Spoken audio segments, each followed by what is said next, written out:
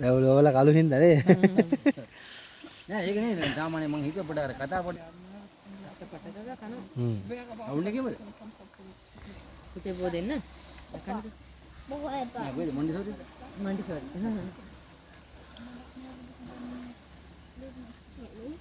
අත්තර හැමුද්ද ගියා. අපි කියන්කෝ මේ බලන්න යම්බු.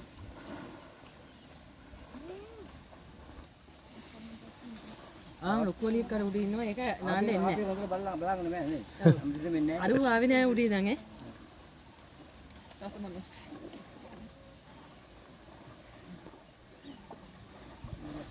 යනකත් තියන්නේ නෙමෙයි.